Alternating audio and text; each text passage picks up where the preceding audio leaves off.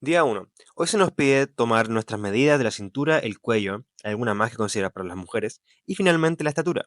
Todo esto para sacar nuestro porcentaje de grasa corporal, nuestra base en la cual trabajar.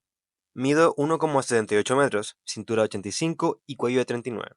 Metemos todos esos datos en la calculadora que ofrece la página de Buff Academy y tengo un porcentaje del 15,69%. Luego nos dice que para corroborar la información nos saquemos una foto de frente y le preguntamos a ChatGPT, pero me dijo casi el doble, así que me voy a quedar con el anterior, muchas gracias.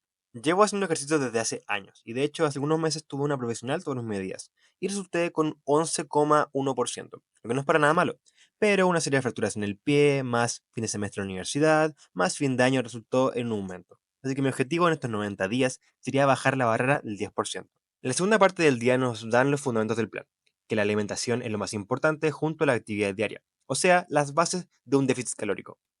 Y también nos dan un énfasis en que el ejercicio es un complemento importante, estoy haciendo comillas.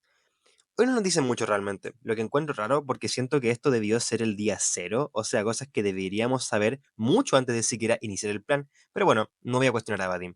La última parte del día que está catalogada como opcional son dos rutinas de ejercicios sacadas del mismo canal, una de pecho y otra de abdomen. Hice las dos porque ya que estamos acá hay que sacarle todo el provecho posible.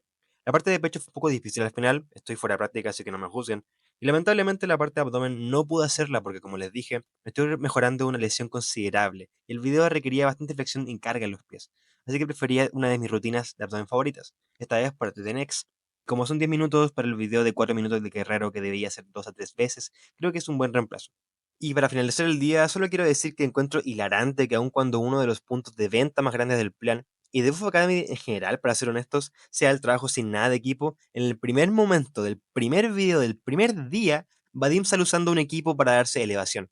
No es el más restrictivo del mundo, usé unos discos de peso, pero eso, fue divertido.